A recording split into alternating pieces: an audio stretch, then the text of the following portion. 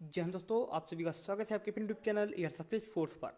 So friends, बात करने वाले हैं इंडियन कोस्ट गार्ड नाविक डीवी यानी नाविक डोमेस्टिक ब्रांच में भर्ती होने के लिए आपको अपनी जो एलिजिबिलिटी क्राइटेरिया होता है यानी एजुकेशन क्वालिफिकेशन आपको कितनी चाहिए, आपकी नाविक डीवी डोमेस्टिक ब्रांच में जाने के लिए आपको अपनी जो हाइट है वो कितनी चाहिए, सारी बातें यहाँ पर हम डिस्कस करेंगे आपकी एलिजिबिलिटी क्राइटेरिया के ऊपर कि आपको इंडियन कोस्ट गार्ड में, भारतीय तटरक्षक में, नाविक डीवी डोमेस्टिक ब्रांच में आपको जाने के लिए आपको किन बातों का ध्यान रखना है और आपको कितना अपना पढ़ाई चाहिए, कितना आपका जो हाइट है वो चाहिए और आपका एज का जो क्राइटेरिया होता है, एज का यहाँ पर क्राइटेरिया बताने वाले हैं कि कितने से स्टूडेंट्स इसमें एलिजिबल हो जाते हैं और कितने तक इसमें एलिजिबल रहते हैं। यानी कि आपका उसके बाद बात करेंगे कि किन कैंडिडेट्स को जो एज रिलैक्सेशन मिलता है उनकी भी बात करेंगे हम यहाँ पर। पूरी जो भी है यहाँ पर डिटेल्स रहने वाली है आपकी कि इसकी जो मेरिट होती है वो किस बेसिस पे जाती है, कितनी कट ऑफ लगती है, कितने कितने नंबर का आपका पेपर होता है। तो नाविक डीवी से जुड़े हुए सारी बातें हम यहाँ पर आपसे डिस्कस करने वाले हैं। तो चलिए फ्रेंड, वीडियो को स्टार्ट करते हैं। वीडियो स्टार्ट करने में रिक्वेस्ट है कि अभी तक आपने अगर चैनल को सब्सक्राइब नहीं किया तो एक बार जरूर करें, जिससे जब भी कोई नई वीडियो आए तो उसकी इन्फॉर्मेशन आपको मिल जाए। तो सबसे पहले बात करेंगे आपकी एजुकेशन क्वालिफिकेशन की कि आपको इंडियन कोस्ट गार्ड नाविक डीवी में जाने के लिए जो आपकी एजुकेशन क्वालिफिकेशन है वो कितनी चाहिए।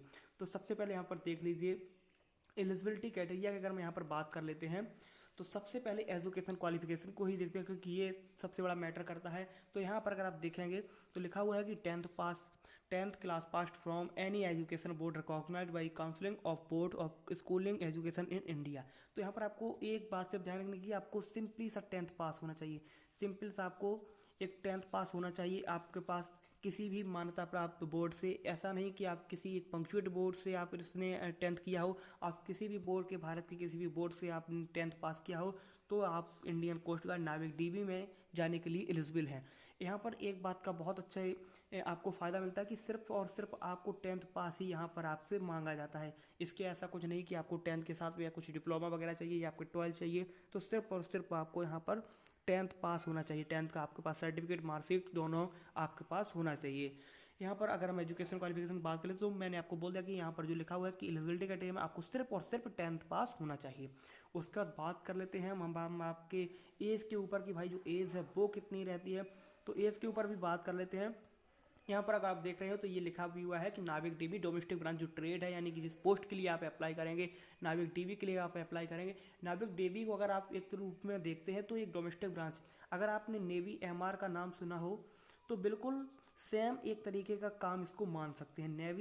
नेवी एमआर के जो बराबर का जो एक आपका काम रहता है वही आपके इंडियन कोस्ट गार्ड डीवी का भी काम रहता है, क्योंकि इसमें भी आपका पूरा होम से रिलेटेड आपका होता है, डोमेस्टिक से रिलेटेड आपका काम होता है, तो वही आपका नेवी एमआर में भी होता है। तो यहाँ पर एजुकेशन क्वालिफिकेशन में आपको 10 चाहिए। और यहाँ पर एज की बात कर लेते हैं तो एज यहाँ पर आपको 18 से लेकर 22 साल तक यहाँ पे जो कैंडिडेट्स होते हैं वो आपके एलिजिबल होते हैं।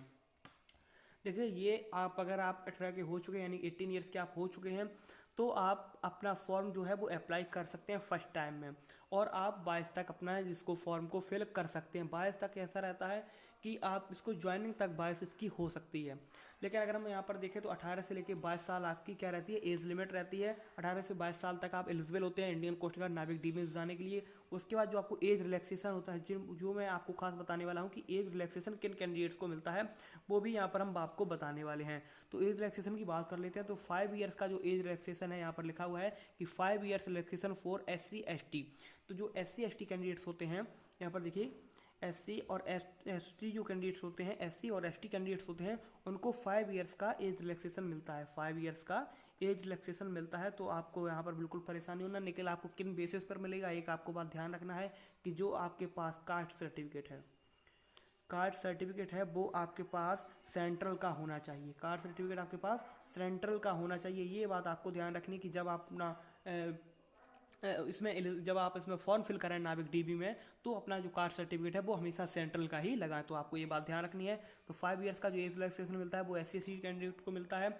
उसके बाद अगर हम देखते हैं तो नीचे चल के देखते हैं कि if the post are reserved for them and 3 years for OBC। एक बात यहाँ पर ध्यान रखने वाली कि 3 साल का यहाँ पर OBC स्टूडेंट्स को भी एज रिलैक्सेशन मिलता है। नॉन क्रीमी वालों को यहाँ पर मिलता है 3 ईयर्स का जो आपका एज रिलैक्सेशन होता है। OBC कैंडिडेट्स को यहाँ पर 3 साल का एज रिलैक्सेशन मिलता है, यानी कि 5 ईयर्स का जो मिलता है वो SC ST कैंडिडेट्स को मिलता है, और 3 ईयर्स का जो एज रिलैक्सेशन होता है वो आपके OBC कैंडिडेट्स को मिलता है।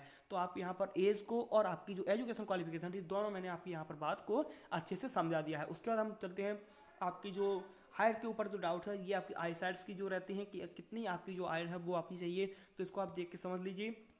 नाभिक डीवी के लिए है ए रिलैक्सेशन ऑफ इन हाइट।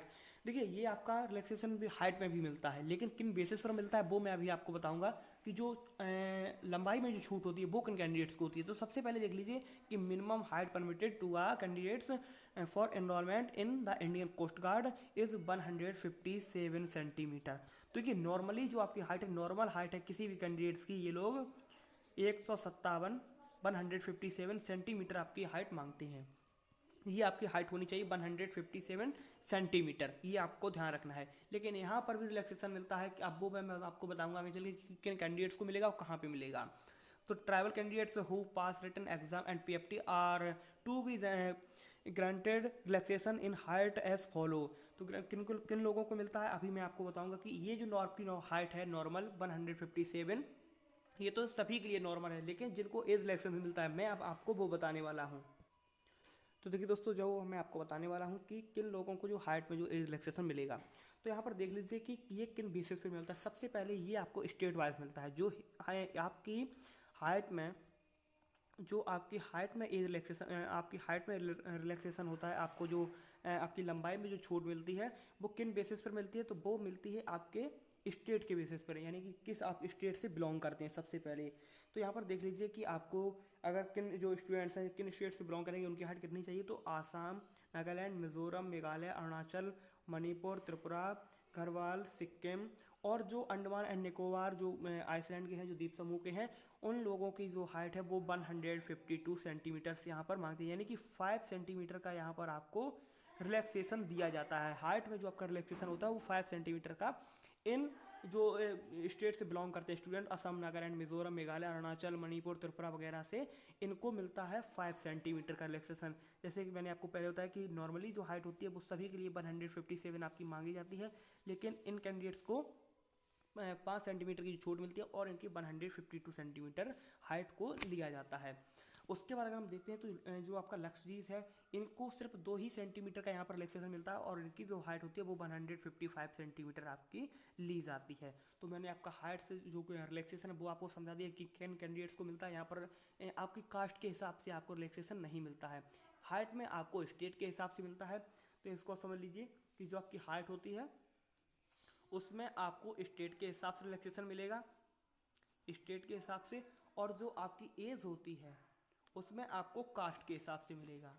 तो ये दोनों बातें आपको समझ में आ जानी चाहिए। उसके बाद मैं बात कर लेता हूँ कि कितने नंबर का आपका नाविक डीवी का पेपर होता है।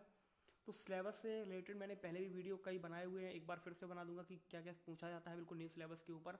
लेकिन मैं आपको बता देता हूँ कि आपका 60 नंबर का पेपर आता है जिसमें आपके 5 सब्जेक्ट पूछे जाते हैं और इसमें शायद आपको 45 मिनट्स का आपको टाइम भी दिया जाता है। 45 मिनट्स का आपको टाइम होता है, 60 क्वेश्चन आपके पूछे जाते हैं। टोटल जो क्वेश्चन होते हैं वो आपके 60 होते हैं, 45 मिनट्स का आपको टाइम दिया जाता है।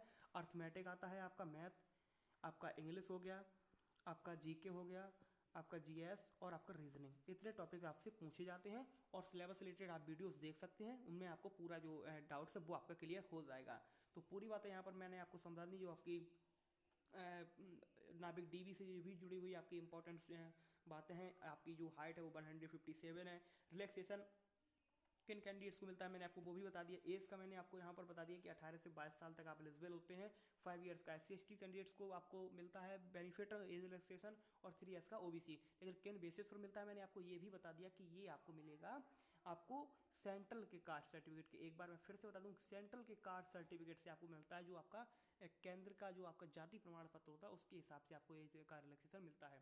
एजुकेशन में आपको बिल्कुल कंफ्यूज नहीं होना, सिर्फ आपसे 10th पास माना जाता है। काफ़ी ऐसे लोग बोल देते हैं कि 10th के साथ में आपको ITI वगैरह चाहिए, या कोई बोल देगा कि कोई अदर डिप्लोमा चाहिए या 12 चाहिए। तो ऐसा कुछ नहीं, सिर्फ और सिर्फ आपका 10th ही आपसे मांगा जाता है। तो आई होप सारे डाउट्स आपके क्लियर हो गए होंगे जो आपकी नाविक डीवी से जुड़े हुए हैं, आपकी पढ़ाई, आपकी लंबाई, आपकी उम्र से।